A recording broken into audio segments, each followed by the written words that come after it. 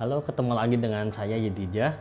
Ini sekarang part 2. Kemarin yang part 1 untuk ngebahas buku Asian Style ini udah aku tayangin di YouTube. Yang part 2 ini aku syuting ulang soalnya kemarin ada beberapa scene yang hilang. Terus ini aku kompilasi scene-nya lagi supaya bisa lebih padat isinya.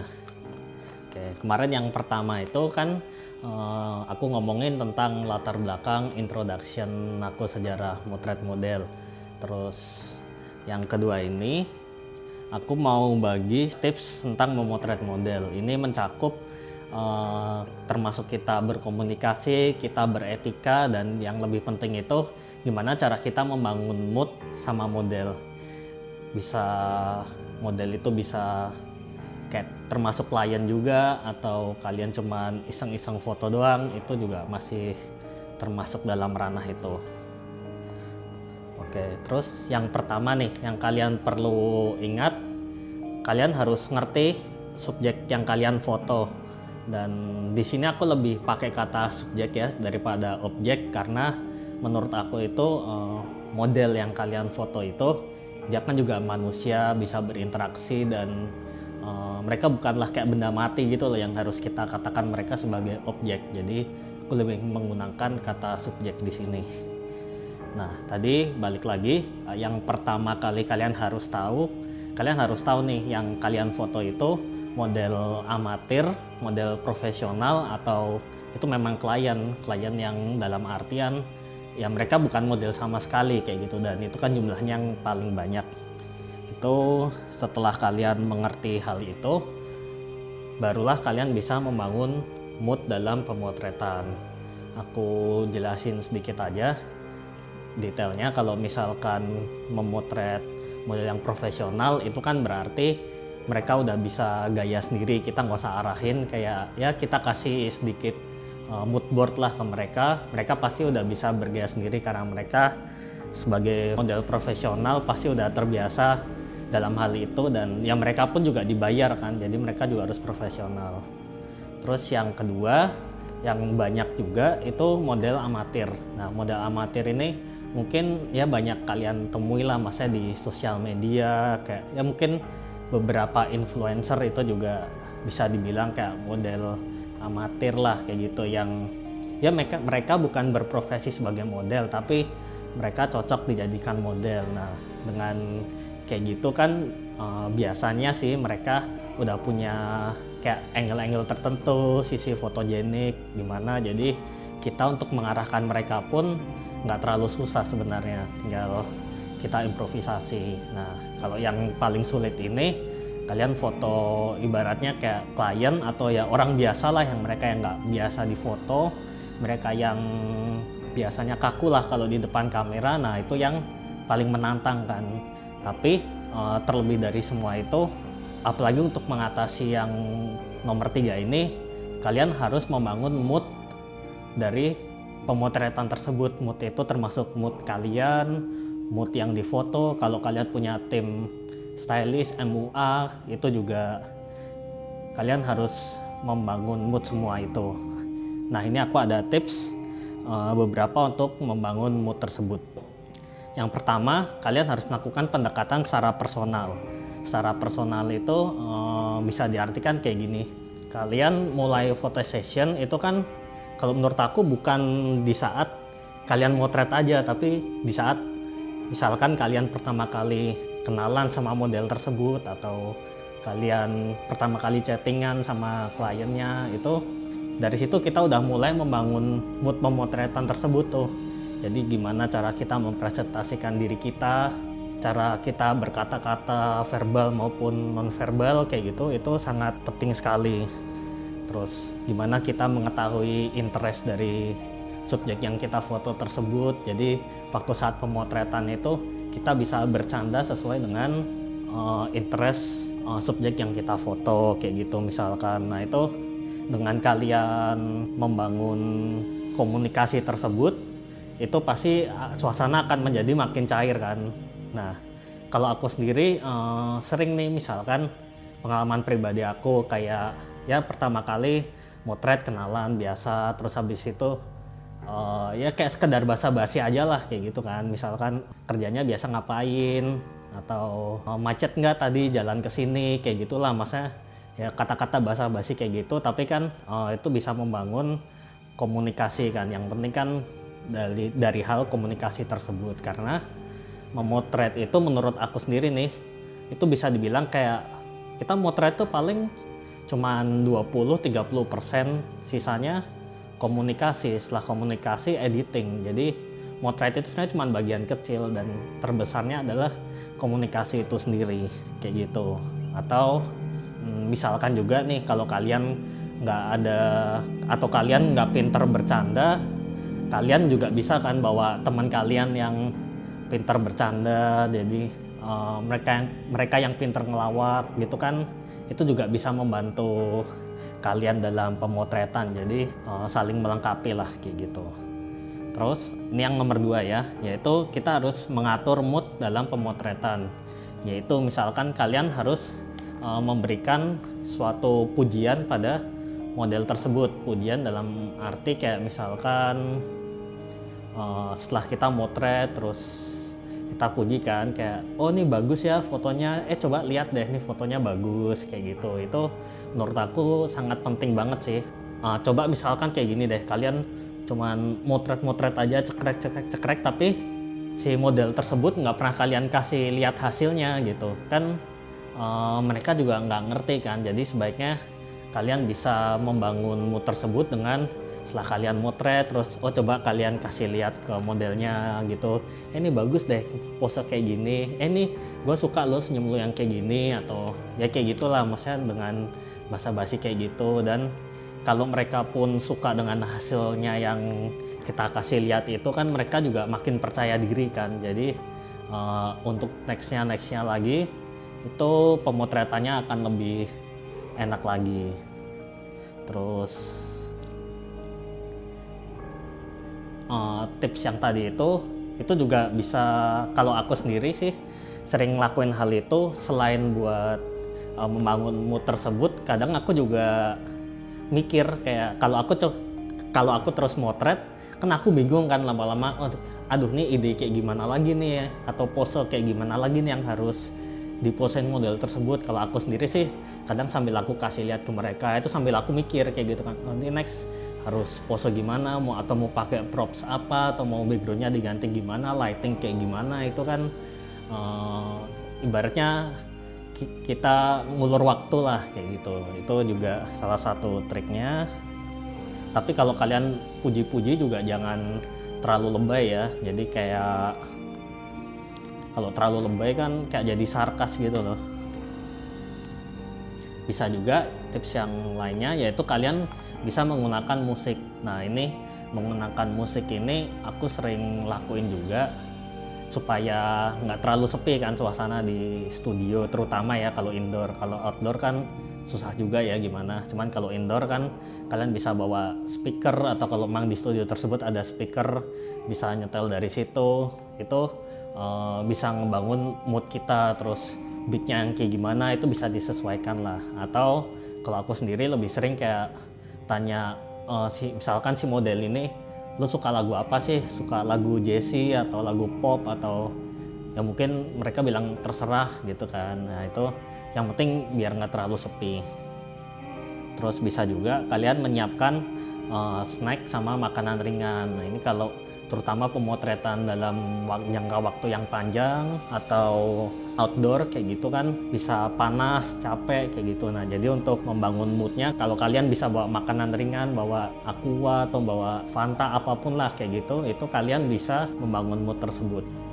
Yang ketiga, sekarang kalian harus siapin setting kamera sebelumnya, atau kalian juga bisa belajar pemotretan sebelumnya. Dalam artian mungkin kayak kalian bisa mensimulasikan pemotretan tersebut dan hasilnya bahkan sebelum pemotretan tersebut dimulai.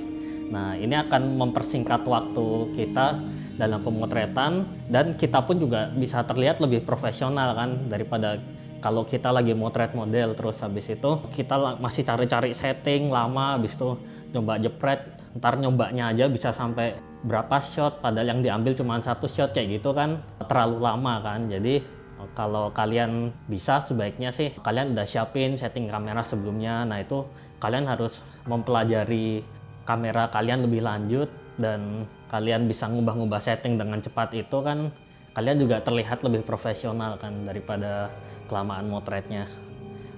Oh ya, itu termasuk kalau misalkan kalian motret di studio nih kan, banyak lampu-lampu studio atau propsnya itu kalian juga harus siapkan di awal. Udah ada rencana gitu loh, oh ini pertama mau setting lighting kayak gini, pakai satu main light, satu side light, atau satu backlight. Nah itu semuanya udah kalian siapin setidaknya di kepala kalian, jadi kalian nggak ngeblank banget. Yang nomor 4, kalian bisa siapkan properti tambahan. Properti tambahan itu misalkan nih kayak bunga-bungaan atau ilalang-ilalangan gitu, atau mungkin kalian punya boneka misalkan, itu yang bisa mendukung pemotretan tersebut. Jadi kalau aku sendiri biasanya kalau lagi habis ide nih, aku sering pakai props tersebut buat pemotretan. Misalkan nih coba sambil megang buku nih, atau bukunya diposein kayak gimana, atau kalian bisa ini sambil pegang boneka dong, bonekanya diangkat kayak gimana. Maksudnya itu tergantung imajinasi kalian aja, tapi properti tambahan itu cukup wajib juga. Yang nomor 5, nah ini kalian harus membangun suatu kepercayaan kalian dengan model atau klien yang sedang kalian foto. Nah ini sebenarnya yang paling penting, karena gimana pun kalau kita udah nggak dipercaya sama orang, kan selain moodnya jelek, juga nama kita juga jadi jelek kan. Termasuk yang kalian nyiapin settingan-settingan kamera itu juga lebih profesional. Terus kita berinteraksi dengan model itu kayak misalkan yang namanya kayak body shaming atau apa, itu jangan sampai terjadi. Terus kalian perhatikanlah etika-etika kalian memotret kayak gitu. Terus kita juga harus bisa menempatkan subjek tersebut benar-benar sebagai subjek, bukan objek foto. Seperti yang aku bilang di awal tadi, kalau aku sendiri gimana dalam menempatkan model atau klien tersebut sebagai subjek, itu aku ajak si klien atau model tersebut untuk berdiskusi. Kalau bisa memang sebelum pemotretan diajak diskusi, ya diajak diskusi dulu. Misalkan lu sebenarnya suka konsep apa sih, kalau posenya kayak gini nyaman nggak, kalau bajunya kayak gini gimana, atau apa yang ada di pikiran lu yang lu lagi pengen buat konsepnya. Nah kayak gitu, itu kan salah satu cara untuk kita mengajak mereka diskusi, bukan mereka pasif terima jadi aja gitu. Terus nah ini yang penting lagi, yaitu ini masih dalam beretika, yaitu kalian harus menjaga nih apa yang namanya ruang personal kalian dan ruang personal model. Nah ini kalian harus ngerti kan batasan-batasan yang tidak boleh dilanggar dalam pemotretan. Misalkan nih, kalau yang aku sering lihat banyak fotografer itu yang kayak modus gitu kan, modus misalkan aku mau betulin rambut kamu ya, terus dia pegang-pegang rambut si modelnya, atau dia pegang-pegang bajunya kayak gimana buat betulin pose aja. Sebenarnya niatnya sih baik, tapi kan meskipun niat kita baik kan, itu kan belum tentu ditangkap maksudnya yang sama. Kalau dia yang berpikir kan, bisa aja mungkin dia berpikir ini orang cuman modus doang nih kayak gitu. Itu jangan sampai, karena ruang personal itu sangat penting. Kalian perhatiin ini baik-baik sih.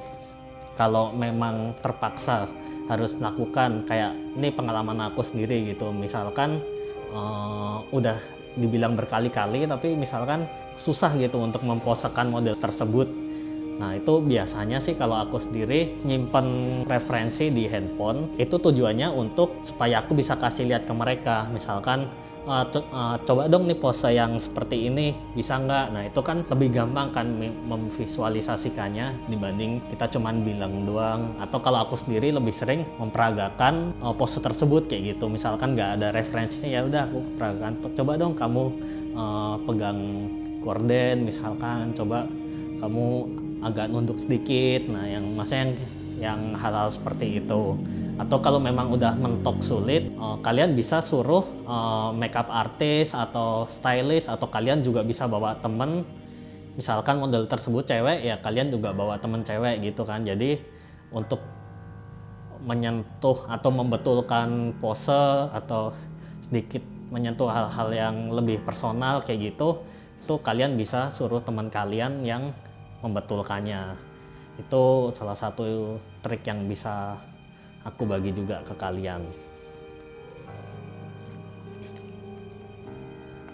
Oke. Nah, ini kemarin aku juga buka sesi tanya jawab di IG Story. Kebetulan ada beberapa pertanyaan, ini aku coba jawab. Yang pertama ada yang tanya, apa saja yang harus diberikan oleh fotografer kepada model? Misalkan hasil foto, fee, transport, atau makan minum, itu seperti apa? Nah, kalau menurut aku itu balik ke perjanjian awal sih.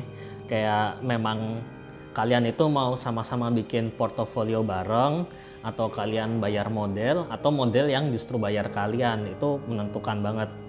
Kalau misalkan sama-sama bikin portfolio gitu, perjanjian dulu sama model di awal nih. Misalkan transportasinya mau gimana, mau dibagi dua, atau gua yang bayarin lu, atau kita sama-sama ketemu di tengah, atau bisa juga kayak misalkan berangkat bareng gitu kan juga bisa kalau memang sejalan, atau memang kalian mau jemput dulu atau model yang jemput kalian kayak gitu. Itu semua bisa diomongin di awal. Dan sebenarnya memang tergantung siapa yang bayar siapa juga sih, kalau ini ranahnya komersil ya. Kalau misalkan fotografer yang bayar si model tersebut, kalau aku biasanya minta fee itu udah all in gitu kan. Jadi pokoknya gue bayar lu sekian, itu udah termasuk transportasinya kayak gimana, terus makan kita nggak provide jadi seperti apa. Atau bisa juga kasus misalkan model yang bayar fotografer, itu juga harus disebutin maksudnya. Misalkan bener-bener mau tukeran portfolio aja, atau mau memang foto tersebut dikomersilin kayak mau dijual PDF-nya atau ke Patreon, seperti itu harus diomongin jelas di awal sih. Jadi kalian juga sama-sama enak. Intinya itu harus jujur lah. Yang kedua, gimana caranya model bisa nunjukin ekspresi yang kita mau?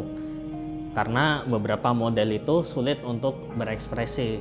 Nah, ini balik ke awal yang tadi aku udah bilang, yaitu membangun mood sama model tersebut. Itu yang paling penting. Dan sebenarnya ekspresi itu kan nggak bisa dipaksain kan. Kayak ya kalau memang lagi bete ya bete aja kayak gitu sebenarnya. Tapi setidaknya, nah kalau kayak modelnya lagi bete atau gimana gitu, maksudnya kita susah buat mengekspresikan mereka. Padahal kan sebenarnya semua orang itu kan bisa berekspresi, cuman mungkin mereka canggung, mereka malu aja gimana gitu. Kalau memang ada waktu sih biasanya aku sering misalkan ajak makan bareng dulu, atau kita ngobrol dulu gitu. Jadi nggak langsung tiba-tiba datang terus photoshoot kayak gitu. Dan kalau memang kalian membayar model tersebut, ya setidaknya itu mereka udah model profesional kan, mereka udah dibayar untuk berekspresi. Nah, tapi kalau memang mereka masih susah berekspresi meskipun kita udah mencoba segala cara, ya kita nggak bisa maksain diri juga sih. Kalau aku menghadapi hal itu sih, ya udah aku terima apapun yang terjadi di hari itu. Dan memang pekerjaanku motret, ya aku tetap berbuat yang terbaik yang aku bisa lakuin dalam hal itu. Dan kadang-kadang ya memang ekspresi yang genuine dari mereka itu bisa menghasilkan mood yang bagus sih. Malahan kalau mereka memang lagi galau, ya udah foto aja konsep mereka lagi galau, mereka lagi seneng, ya udah mereka kelihatan lagi seneng. Dan ya itu kadang-kadang malah menghasilkan hasil yang unik sih. Oke, terus ada pertanyaan lagi, bayar model berapa? Adakah yang sukarela? Nah, kalau ini mirip ke jawaban yang pertama tadi. Biasanya sih itu tergantung konsep, tergantung kebutuhan komersialnya, atau bisa juga tergantung kayak jauh dekatnya seperti itu. Itu banyak faktor yang mempengaruhi hal itu sih.